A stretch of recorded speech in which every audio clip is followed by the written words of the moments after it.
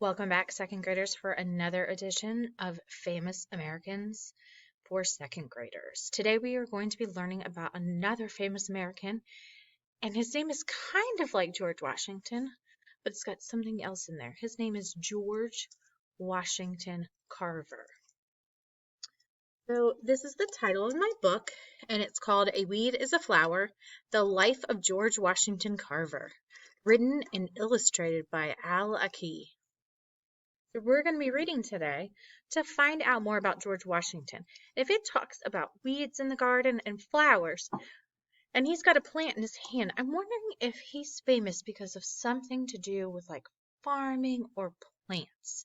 So let's read to figure out why he is a famous American that we want to honor.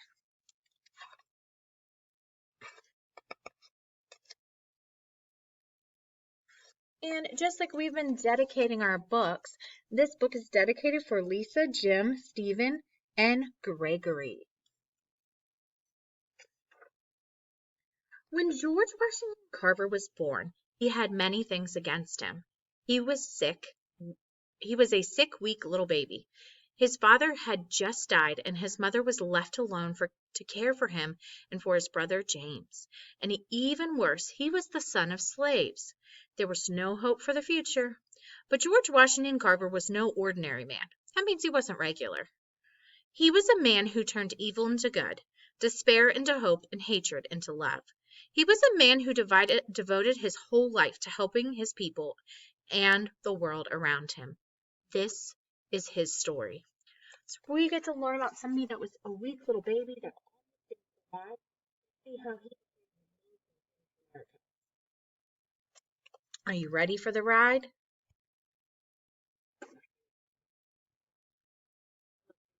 Beautiful.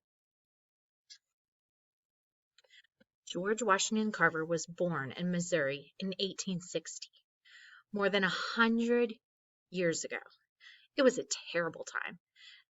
Mean men rode silently in the night, kidnapping slaves from their owners and harming those who tried to stop them. One night a band of these men rode up to the farm of Moses Carver, who owned George and his mother Mary. Everyone ran in fear, but before Mary could hide her baby, the men came and snatched them both and rode into the night. So not only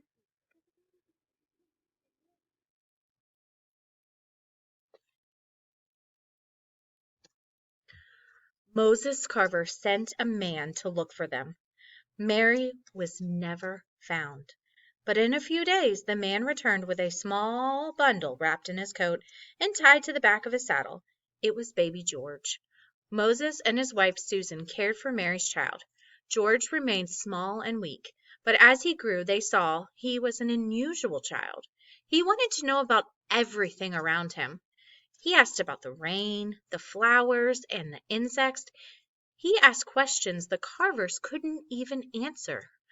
I think a character trait for him would be curious. Are you curious like George?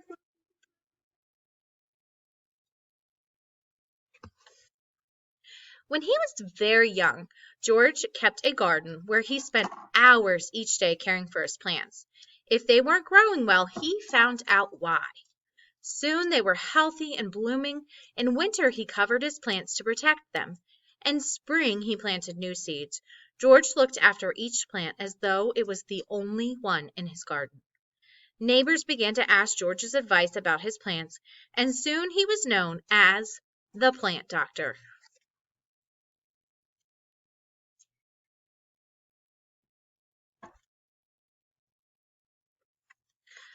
As time went on, George wondered about more and more things. He wanted to learn and yearned to go to school. When you yearn for something, you really want it to happen.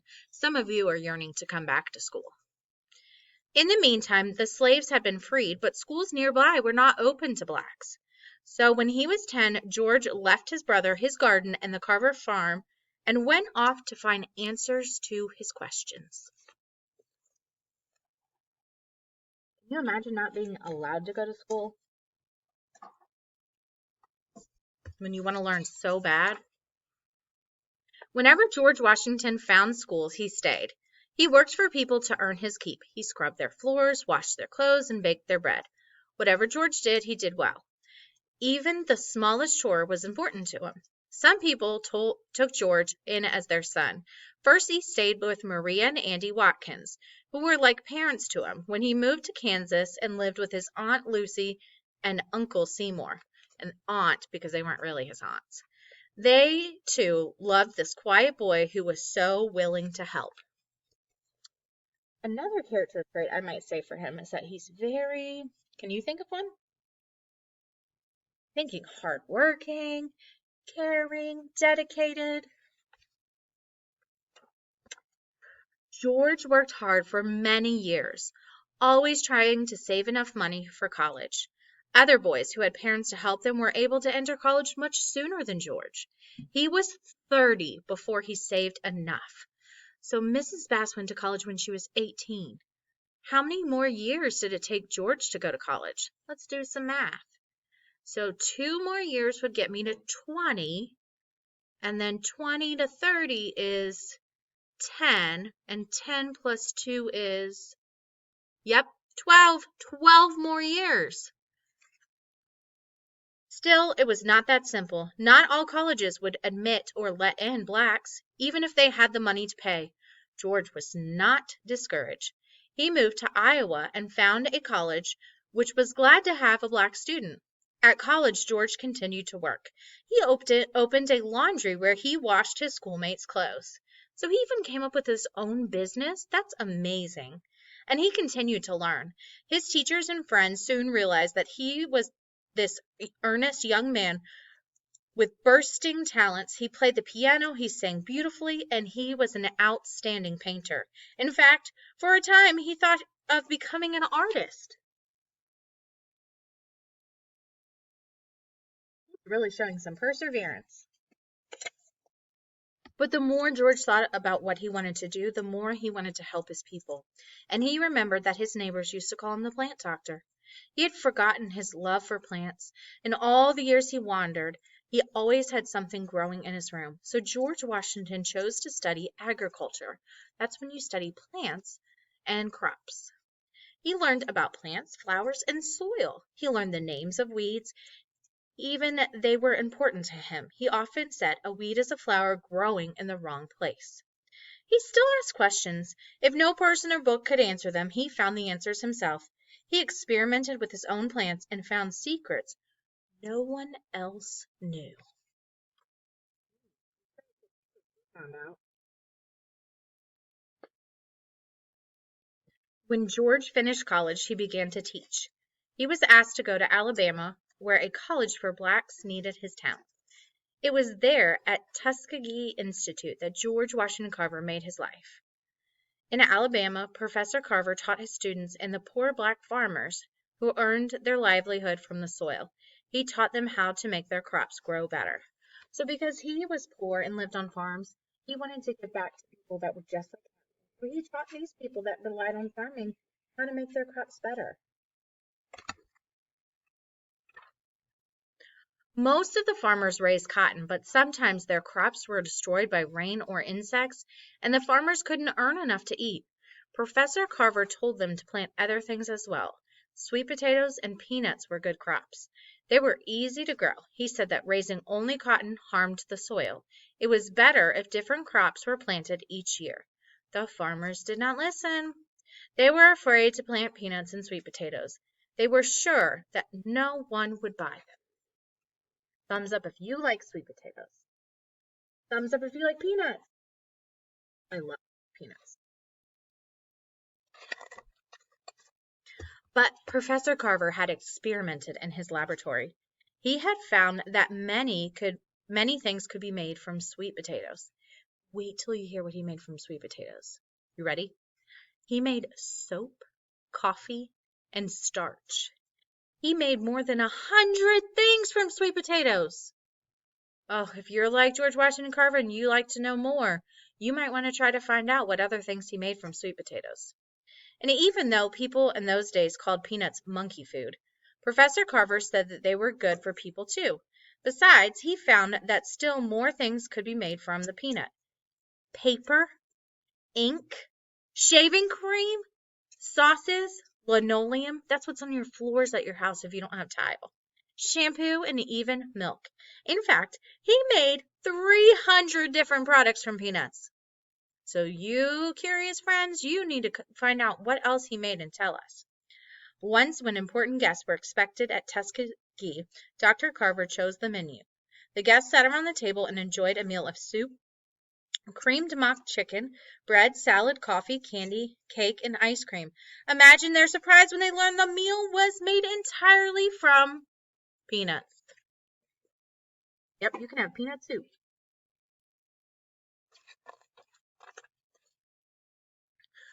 Slowly, the farmers listened to George Washington Carver. They planted peanuts and sweet potatoes. Before they knew it, these became two of the most important crops in Alabama. That changed the history.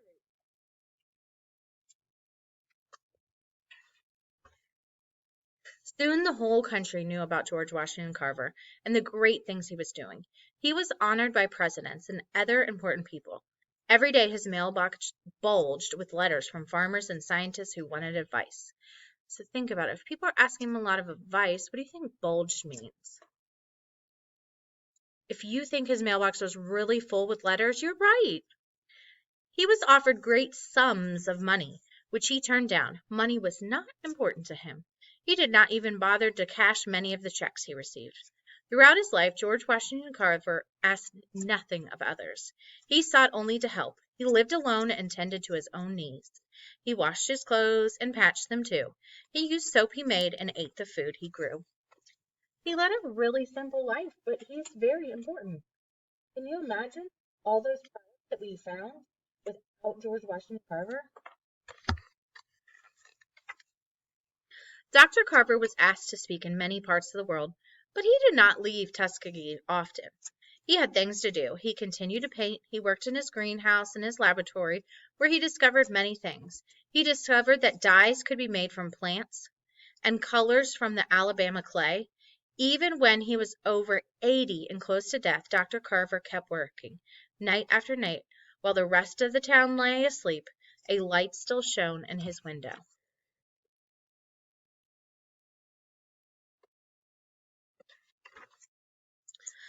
The baby, born with no hope for the future, grew into one of the great scientists of this country.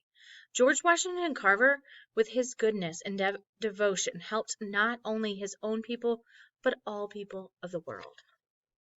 So thank you, George Washington Carver, for working so hard and bringing us some new ideas for uses of peanuts and sweet potatoes and helping Alabama have new crops and the farmers prosper. So what is George Washington Carver remembered for? He was an African American scientist and teacher who studied plants and found hundreds of uses for sweet potatoes, peanuts, and not mentioned in this book also was soybeans. He studied botany in college, which is the study of plants. So I hope you enjoyed seeing our book about George Washington Carver. And if you want to learn more information, you can watch the video below, or you can check him out on Pebble Go. Bye!